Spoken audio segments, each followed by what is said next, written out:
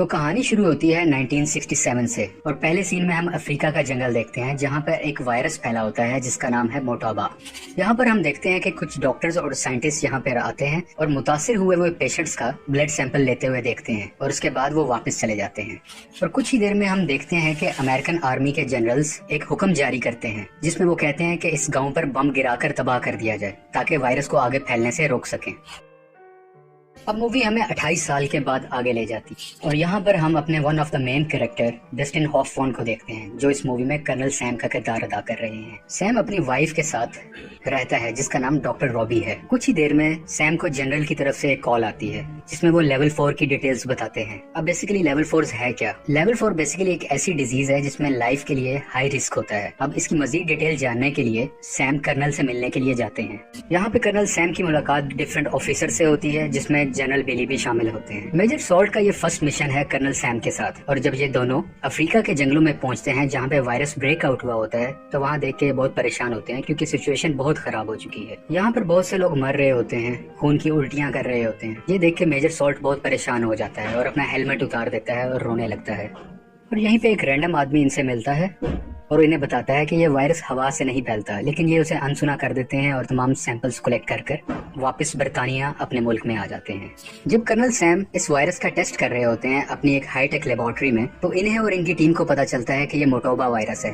یہ وہی وائرس ہے جو آج سے 28 سال پہلے بھی آیا تھا، اور یہ بھی پتا چلتا ہے کہ یہ وائرس بہت تیزی سے پھیلتا ہے، یعنی کہ 1 گھنٹے میں ڈبل ہو جایا کرتا ہے، دگنا ہو جاتا ہے، اور اگر احتیاطی تدابیر نہ کی جائیں تو 24 گھنٹے کے اندر انسان کی موت بھی واقع ہو سکتی ہے۔ اور اس وائرس کی ایک عجیب بات یہ بھی ہوتی ہے کہ نہ یہ ٹچ کرنے سے یعنی کہ نہ چھونے سے پھیلتا ہے اور نہ ہی ہوا سے پھیلا کرتا ہے۔ مزید انویسٹیگیشن کے بعد پتا چلتا ہے کہ یہ وائرس بندروں سے آیا ہے اور یہ کوئی ایسا وائرس ہے جو مین میڈ ہے اور ان بندروں میں کسی نے یہ وائرس ڈالا گیا ہے۔ اور دوسری طرف ہم دیکھتے ہیں کہ سائنٹسٹ ابھی بھی افریقہ سے بندر لے کر اپنے دوسرے ملکوں کی طرف جا رہے ہیں تاکہ ان پر میڈیکلی ایکسپیریمنٹس کیے جا سکیں۔ سیم اپنے سینئرز کو یہ ساری بات بتاتا ہے۔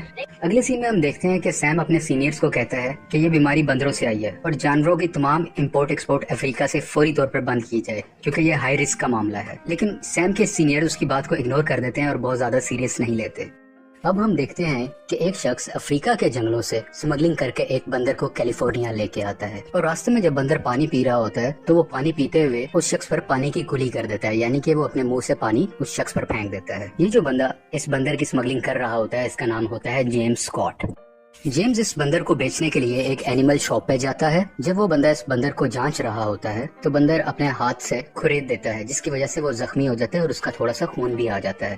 جب دکاندار غور کرتا ہے کہ یہ بندر نہیں بلکہ بندریا ہے، یعنی کہ فیمیل منکی ہے، تو وہ اسکاٹ کو واپس کر دیتا ہے اور کہتا ہے کہ مجھے میل بندر کی ضرورت ہے نہ کہ فیمیل کی۔ اسی بندر کے ہاتھ میں ایک بنانا بھی ہوتا ہے جو دوسرا بندر اسے چھین لیتا ہے اور وہ بھی کھا لیتا ہے۔ اور یہاں پہ ہمیں یہ چیز کلیئر ہو رہی ہوتی ہے کہ اس بندر سے وائرس اسکاٹ میں پھیلا اور اسی بندر کی وجہ سے اس دکاندار میں اور دوسرے بندر نے جس نے اس کا جھوٹا کھیلا کھایا۔ اب جب اس کا بندر نہیں بکا ہوتا تو اسکاٹ اسے قریبی جنگل میں چھوڑ دیتا ہے، یہ سوچ کر کہ یہ آزاد ہو جائے اور مجھے واپس جانا ہے۔ اب اسکاٹ یہاں سے بوسٹن جانے کی تیاری کرتا ہے، اس کو اپنی فلائٹ پکڑنی ہوتی ہے۔ جب اسکاٹ پلین میں بیٹھا ہوتا ہے تو اس کی طبیعت کافی خراب ہوتی ہے، اور جب یہ بوسٹن پہنچ جاتا ہے تو یہ اپنی فرینڈ سے گلے ملتا ہے اور اسی وقت اسکاٹ بے ہوش ہو کے ایئرپورٹ پر ہی گر جاتا ہے۔ دوسری طرف ہم دیکھتے ہیں وہ دکاندار جو بندر خریدنا چاہ رہا تھا وہ بھی خون کی الٹی کرتا ہے اور بیمار ہو کے ہاسپٹل پہنچ جاتا ہے۔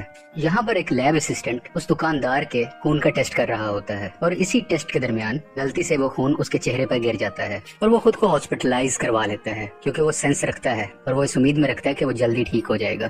اگلے سین میں ہم رابی کو دیکھتے ہیں جو کہ کرنل سیم کی وائف ہے۔ یہ پیشے سے ڈاکٹر ہوتی ہیں۔ جب رابی کو اسکاٹ کے بارے میں پتا چلتا ہے تو وہ فوراً اس سے ملنے کے لیے جاتی ہیں، لیکن جب تک وہ پہنچتی ہیں تو اسکاٹ کی ڈیتھ ہو چکی ہوتی ہے۔ تو رابی جب اسکاٹ کا پوسٹ مارٹم کرتی ہے تو اس کے جسم کے تمام اندرونی حصے آلموسٹ پانی سے بھر جاتے ہیں۔ اس نے ایسا کیس پہلے کبھی نہیں دیکھا ہوتا اور وہ یہ بات اپنے ہسبینڈ سیم سے بھی شیئر کرتی ہے۔ رابی یہ بھی بتاتی ہے اگر ایسا ہی کیس 24 گھنٹے میں دوبارہ آیا تو ہم ہائی الرٹ ایشو کر دیں گے۔ اب ہم یہ دیکھتے ہیں کہ وہی لیبارٹری والا اسسٹنٹ اپنی فرینڈ کے ساتھ سینما میں مووی دیکھنے کے لیے جاتا ہے۔ وہاں پر اس کی طبیعت تھوڑی سی خراب ہوتی ہے اور وہ زور زور سے کھانسنے لگتا ہے جس کی وجہ سے وائرس دوسرے لوگوں تک پہنچنے لگتا ہے، لیکن اسے اس چیز کا ریئلائزیشن بالکل بھی نہیں ہوتی۔ وہ اسے ایک نارمل کف سمجھ رہا ہوتا ہے اب تک، اور وہ جب پانی پینے کے لیے باہر جاتا ہے تو وہیں پہ گر جاتا ہے اور یہ بھی ہاسپٹل میں چلا جاتا ہے۔ स्कॉट और लेबोरेटरी वाला इंसान सिर्फ बीमार नहीं होते, बल्कि बहुत से लोग और भी बीमार होना शुरू हो जाते हैं। आहिस्ता आहिस्ता ये बीमारी फैल रही होती है। और जिस हॉस्पिटल में सबसे ज्यादा ऐसे केसेस मौजूद होते हैं, वहाँ पर डॉक्टर रॉबी अपनी टीम को लेके जाती है। दूसरी तरफ कर्नल सैम भी कैलिफोर्निया पहुंच जाते हैं, क्योंकि कैलिफोर्निया में सबसे ज्यादा बीमारी फैल रही होती है। अब हम ये भी देखते हैं कि ब्रिगेडियर जनरल बिली फोर्ड अपने एसोसिएट से बात कर रहे होते हैं। उनके एसोसिएट उन्हें कहता है कि कैलिफोर्निया को तबाह करना ही सोल्यूशन है, ताकि ये वायरस दूसरे शहरों में ना फैले। लेकिन बिली फोर्ड कहता है कि नहीं, हम सबको बचाएंगे। और इसी कॉल के बाद कैलिफोर्निया को यूएस आर्मी चारों तरफ से घेर लेती है, ताकि कोई शख्स ना बाहर जा सके, ना बाहर से कैलिफोर्निया में दाखिल हो सके। जब सैम और रॉबी मिलते हैं तो इन्हें पता चलता है कि वायरस हवा से भी फैला करता है, क्योंकि ये वायरस उस शख्स को भी हुआ था जो वायरस वाले लोगों के करीब बिल्कुल भी नहीं था। पूरी टीम आपस में मिलती है और ये बात को फाइनलाइज करती है डिफरेंट एक्सपेरिमेंट्स के थ्रू कि ये वायरस हवा से भी फैल सकता है, और इसके अलावा ये एनिमल की वजह से आया है। शहर के हालात बहुत खराब होते हैं, बहुत अफरा तफरी की कंडीशन होती है। कुछ लोग भागने की भी कोशिश करते हैं, लेकिन आर्मी इंटरफेयर करती है और किसी को बाहर नहीं निकलने देती और सबको एक कैंप लगाकर क्वारंटाइन कर देती है। और हम सब क्वारंटाइन का मतलब जानते ही हैं कि इन्फेक्टेड पेशेंट्स या जिन पर कुछ शक हो, उनको बाकी लोगों से कुछ अलग रख, जिसकी वजह से वायरस और ना फैले और दूसरे शहर भी महफूज रहें। अब हम देखते हैं कि रॉबी इन्फेक्टेड स्टोर में जाती है। ये इन्फेक्टेड स्टोर वही है जहाँ पर कुछ इन्फेक्टेड एनिमल्स पाए जाते हैं। वो वहाँ से उस इन्फेक्टेड बंदर को लेके आती है और उसका चेकअप करती है। चेकअप के बाद ये सामने आता है कि उस बंदर के जिस्म के अंदर एंटीबॉडीज नहीं है जो वायरस को एक्सेप्ट कर सके। इस वबा से बचने के लिए जनरल बिली फोर्ड E1101 सीरम का इंतखाब करते हैं, क्योंकि ये वही सीरम होता है जो आज से 28 साल पहले भी दिया गया था, क्योंकि ये बीमारी एक दफा पहले भी आ चुकी है। लेकिन पेशेंट पे कोई फर्क नहीं पड़ रहा होता, शायद ये वायरस पहले से मजबूत होके आया है। ये सीरम बिल्कुल भी काम नहीं कर रहा होता और पेशेंट्स की मौत होने लग जाती है। अब सैम वो सीरम लेके अपनी लेबोरेटरी में आता है ताकि उस पर कुछ एक्सपेरिमेंट कर सके। वो अपने को वर्कर मेजर सॉल्ट को वो सीरम देता है और कहता है कि इसकी डिटेल्स चेक करो और उस बंदर को भी दो। मेजर सॉल्ट वो सीरम उस इन्फेक्टेड बंदर को भी देता है। दूसरी तरफ हम देखते हैं कि यूएस आर्मी अपने लोगों को कहती है कि अगर आपको फ्लू, खांसी, जुकाम, नजला ऐसा कुछ भी है और अगर आपको शक है कि आप बीमार हो सकते हैं, तो अपने घर के दरवाजे के बाहर एक सफेद कपड़ा लगाएं। इस सफेद कपड़े की वजह से यूएस आर्मी आती है और इन्फेक्टेड लोगों को अपने साथ ले जाती है ताकि उनका इलाज कर सके। मीडिया भी मुकम्मल तरीके से इन सब वाकयात की रिपोर्टिंग कर रहा होता है। दूसरी तरफ कर्नल सैम का साथी कैसी लैब में एक्सपेरिमेंट कर रहा होता है और एक्सपेरिमेंट के दौरान गलती से उसका सूट फट जाता है।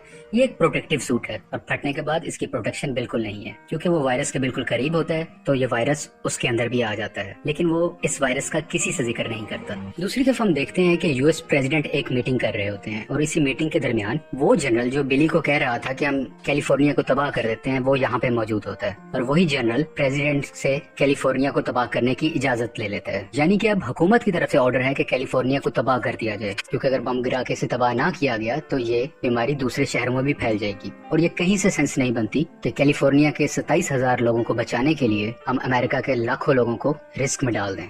यहाँ पे कर्नल सैम और उसकी वाइफ रॉबी आपस में बात कर रहे होते हैं और उनकी नजर एकदम बंदर पर जाती है जो बिल्कुल एक्टिव होके खड़ा होता है और खेल कूद रहा होता है। वो इसे देख के बहुत खुश होते हैं और थोड़े से एक्सपेरिमेंट के बाद ये बात जानते हैं कि ये सीरम E1101 जिस बंदर को दिया था, ये इस बीमारी की एंटीडोट है। ये वही सीरम था जो अफ्रीका के लोगों को ठीक करने के लिए बनाया गया था। लेकिन कैलिफोर्निया में ये वायरस बहुत लेवल तक फैल चुका है, इसलिए यहाँ पे ये बहुत लोगों पर असर नहीं कर रहा। ये एंटीडोट बिल्कुल काम नहीं आ रही, जिसकी वजह से लोगों की मौत वाकई हो रही है।